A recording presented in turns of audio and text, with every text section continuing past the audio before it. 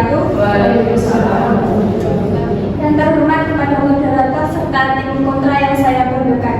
Sebelumnya perkenalkan, saya Ridwana Sandi dari pembicara 1 tim pro dan teman saya. Dan perkenalkan, nama saya Nanda Putri, saya sebagai pembicara 2. Pada debat kali ini kami akan membahas dua mosi sekaligus. Yang pertama yaitu pemilu serentak efektif atau justru membebani demokrasi. Yang kedua, apakah Indonesia perlu kembali ke sistem tertutup. Kami dari pihak pro berpandangan bahwa pemilu serentak efektif karena berdampak langsung pada kualitas partisipasi politik dan kinerja demokrasi di Indonesia saat ini.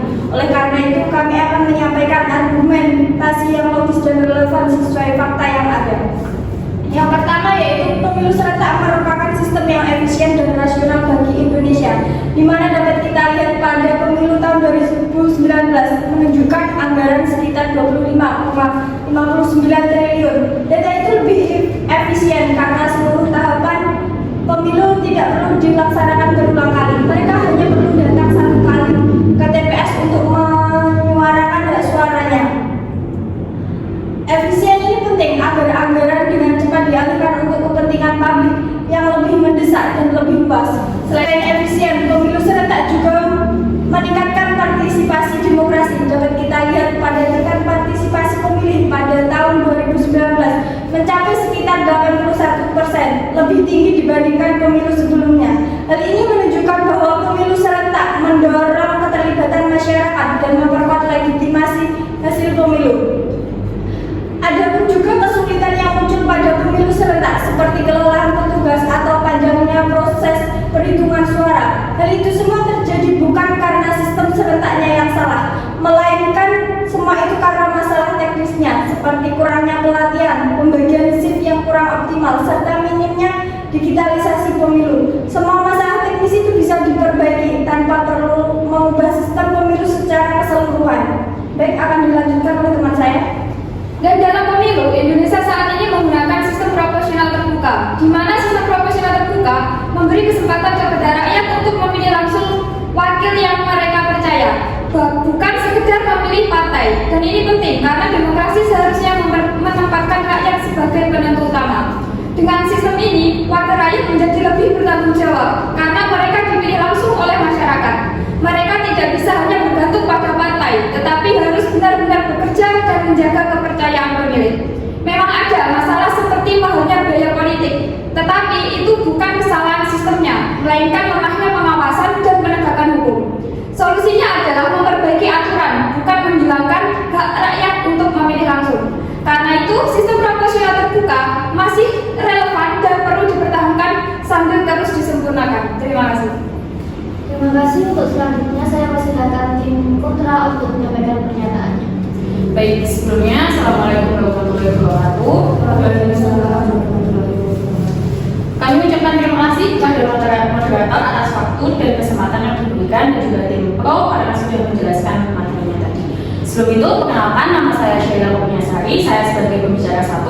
Saya Nurmeja Cynthia sebagai pembicara 2. Saya Amanda Salsa Yusko sebagai pembicara 3. Baik, setelah penjelasan tersebut, izinkan kami dari tim kontra untuk memberikan tanggapan dan juga sudut pandang kami. Pada debat ini, kami ingin menyampaikan pandangan bahwa sistem pemilu yang berlaku saat ini masih menyisakan banyak masalah dan perlu dievaluasi. Argumen kami akan disampaikan secara runtut dan juga berbasis data. Yang pertama adalah, pemilu serentak tidak hanya soal efisiensi anggaran, tetapi menimbulkan persoalan serius di lapangan. Pada pemilu 2019, pemilih harus mencoblos 5 surat suara dengan ribuan caleg yang memicu beban kognitif tinggi dan berdampak pada tingginya suara tidak sah, yakni 11,45%. Beban berat juga dialami petugas pemilu dengan ratusan ribu meninggal dan juga sakit akibat kelelahan. Kondisi yang kembali terulang pada pemilu 2024. Setelah itu, pemilu serentak tidak hanya soal efisiensi anggaran, tetapi menimbulkan persoalan serius di lapangan. Pada pemilu 2019, pemilih harus mencoblos 5 suara dengan ribuan caleg yang memicu beban kognitif tinggi dan berdampak pada tingginya suara tidak sah, yakni 11,45%. Beban berat juga dialami oleh petugas pemilu dengan ratusan orang meninggal dan ribuan sakit akibat kelelahan. kondisinya kembali terulang pada 2024. Selain itu, pemilih serentak melemahkan demokrasi lokal karena perhatian publik didominasi oleh isu nasional, sementara isu legislatif dan DPR RD terpinggirkan. Dengan beban pemilih, resiko keselamatan petugas, dan matinya ruang demokrasi lokal, pemilu serentak lebih tampak sebagai beban daripada solusi. Selanjutnya akan disampaikan oleh teman saya. Baik, di sini pembicara pertama telah menyoroti terkait dengan teknis pemilu serentak. Dan di sisi lain, sistem ini juga berdampak pada kualitas wakil rakyat, di mana sejak tahun 2019 perhatian publik didominasi pada pilpres, dengan 78% pemberitaan berfokus pada pilpres dan hanya 5%-nya berfokus pada isu DPRD. Dampaknya muncul cocktail effect, di mana 67% pemilih legislatif memilih berdasarkan capres favorit, bukan berdasarkan kapasitas syarat.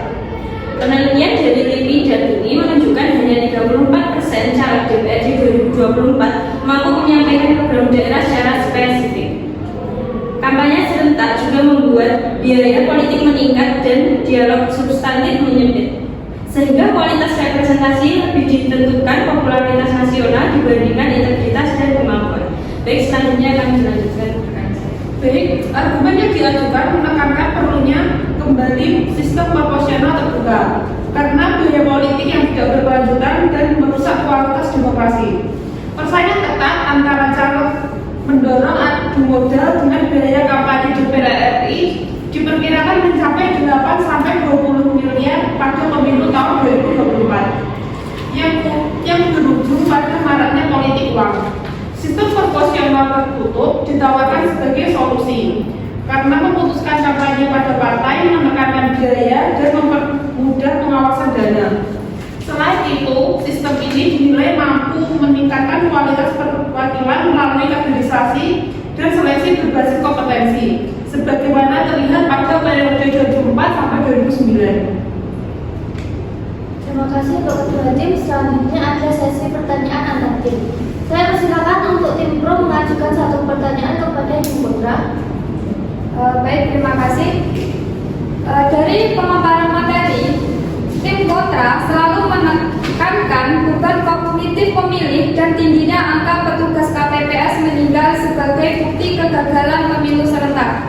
Tapi faktanya masalah itu bukan karena sistem serentaknya, melainkan karena manajemen KPU yang lemah, distribusi SDM tidak seimbang, pelatihan kurang, dan kurangnya pembagian shift. Tapi, jika manajemen diperbaiki, beban pemilih tetap bisa diringankan tanpa harus mengacak-ngacak sistem pemilu. Baik, untuk tim kontra dipersilakan mengajukan satu pertanyaan kepada tim pro. Baik, izin bertanya. Dalam sistem proporsional terbuka, rakyat memilih langsung wakil rakyat yang mereka percaya, bukan hanya partai. Mengapa hal ini dianggap oleh tim pro sebagai wujud demokrasi yang menempatkan rakyat sebagai penentu utama? Terima kasih. Besok tim pro untuk menjawab pertanyaan dari tim kontra. Baik, saya akan menjawab. Tim pro menilai sistem proporsional terbuka sebagai bentuk demokrasi yang kuat karena rakyat tidak hanya memilih simbol partai, tetapi juga menentukan individu yang benar-benar mereka kehendaki untuk mewakili aspirasi mereka. Silakan tim kontra untuk menjawab pertanyaan dari tim pro. Baik, dari pertanyaan dari tim pro tadi, justru data menunjukkan strukturnya yang bermasalah. Kompleksitas 5 surat suara dan 7.968 caleg membuat beban kognitif tak mungkin dihilangkan hanya dengan manajemen. Angka invalid vote 11,45% adalah bukti langsung bahwa pemilih kewalahan, bukan sekedar salah kelola. Begitu pula 894 petugas meninggal yang tidak mungkin hanya dijelaskan dengan manajemen kurang baik karena akar masalahnya adalah beban kerja berlipat akibat desain pemilu serentak. Terima kasih. Terima kasih kepada kedua tim atas pernyataannya. Dengan demikian debat pada hari ini saya nyatakan selesai. Wassalamualaikum warahmatullahi wabarakatuh. Waalaikumsalam warahmatullahi wabarakatuh.